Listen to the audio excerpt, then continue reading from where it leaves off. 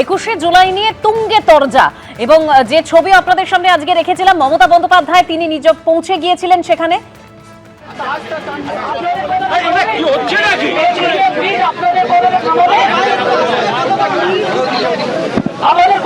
একুশে জুলাই নিয়ে তৎপরতা একেবারে তুঙ্গে, একদিকে কালীঘাট তৃণমূল, অন্যদিকে ঋতব্রত তৃণমূল।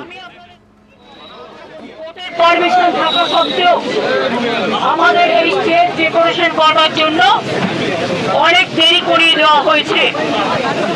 তা সত্ত্বেও গতকাল লোডশেডিংও করে দেওয়া হয়েছিল। এই প্রচন্ড বর্ষা, রাস্তায় জল জমে আছে, তার মধ্যে কিন্তু আমাদের করতে হচ্ছে কষ্ট করে। আদালতের রায় আমাদের দিয়েছে, তাই পারমিশনটা পাচ্ছি। আমরা আস্তে আস্তে দেখলাম অনেক পলিটিক্যাল পার্টির মিটিং বিভিন্ন মোড়ে মোড়ে হচ্ছে, তাদের পারমিশন দেওয়া যায়, শুধুমাত্র মমতা ব্যানার্জিকে পারমিশন দেওয়া যায় না। ভেস্টেড ইন্টারেস্ট এবং শহীদ পরিবারদের সঙ্গেও প্রবঞ্চনা।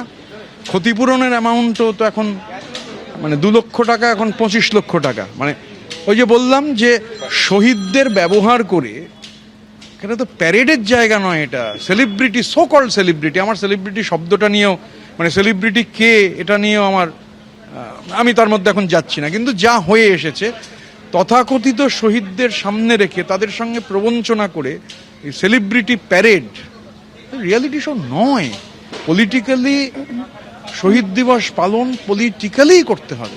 হৃদয়ের টানে আমি সবাইকে বলবো, যারা তৃণমূল কংগ্রেস তৈরি করেছেন 98 এর 1 জানুয়ারি, 97 এ আউটডোর মিটিং এর পরে তারা সবাই ভাই নো স্লোগান, ভাইজান আপনার স্লোগান দিন না, আমি চলে যাই। আপনাদের কি স্লোগান দিতে বলেছি? আমি যে কথা বলছিলাম,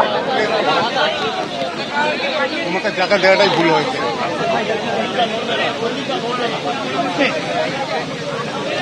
পুলিশ কথায় কথায় এত ব্যারিকেড করছে যে এরা মাথা ঠান্ডা করে কাজটা পর্যন্ত ঠিক মতো করতে পারছে না। তার সত্ত্বেও আমি তাদের ধন্যবাদ জানাচ্ছি যে তারা করছে। আমি আপনাদের বলবো, কেউ যদি চিৎকার করেন আমি কিন্তু স্টপ করে দেবো, কারণ আমার কিন্তু কোনো আপনাদের কাছে কথা বলার কোনো দায়বদ্ধতা নেই, আমি বলিও না আজকাল।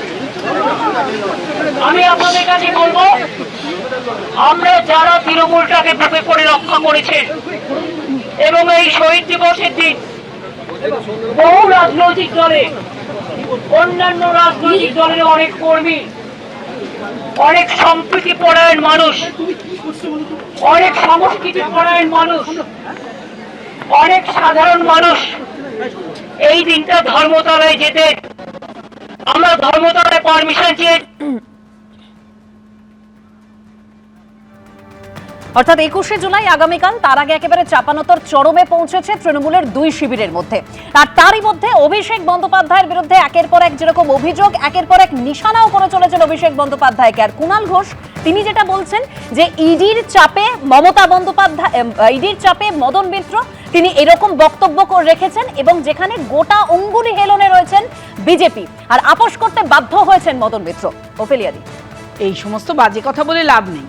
15 বছর ধরে সত্যিই তো সংসার করেছিলেন, তখন তো গলার জোরে বলতে পারতেন, বলেননি, কিন্তু এখন বলছেন। কিন্তু কুণাল ঘোষ তো একবারের জন্য অস্বীকার করলেন না যে মদন মিত্রের সঙ্গে আমি মিটিংয়ে ছিলাম না অভিষেকের সঙ্গে, যখন তাকে এত সুন্দর মতাদর্শ শিখিয়ে বলা হচ্ছিল 1 বছর বাইরে থাকো, 15 দিন আগে বলা হয়েছে তুমি এখন বাইরে যাও।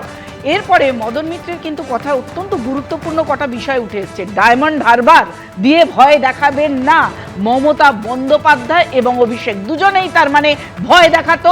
ডায়মন্ড হারবার বিষয়টা কিন্তু কোট আনকোট আমরা বলতে পারি অত্যন্ত গুরুত্বপূর্ণ, সেন্সিটিভ, কারণ এই জায়গার গুন্ডা বাহিনীকে তারা ব্যবহার করত, ক্রিমিনাল এবং খুনি, এতগুলো যেখানে কথা উঠে আসছে।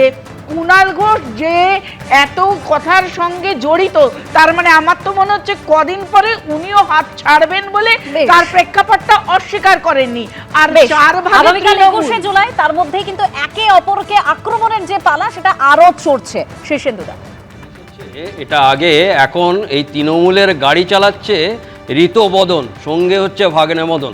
আর মদন মিত্র তার কলসি হাঁড়ি অপরাধ, তার দুর্নীতি সব ফাঁস করে দিলেন, আর শুক্রবার যেতে হলো না, একদম শ্রাবণ মাসের প্রথম সোমবারই ফাঁস করে দিলেন। তাহলে ফেসবুকে যেটা এটা করছেন, ইমিডিয়েট পুলিশ মন্ত্রীর উচিত সিআইডি দিয়ে দুজনকে পাশে বসিয়ে এরকম মার্ডারের অপরাধ ইয়ে করছেন, গুরুত্বপূর্ণ। এটা বিস্ফোরক মন্তব্য। সেখানে কোনটা ঠিক কোনটা বেঠিক সেটা প্রমাণ করা উচিত।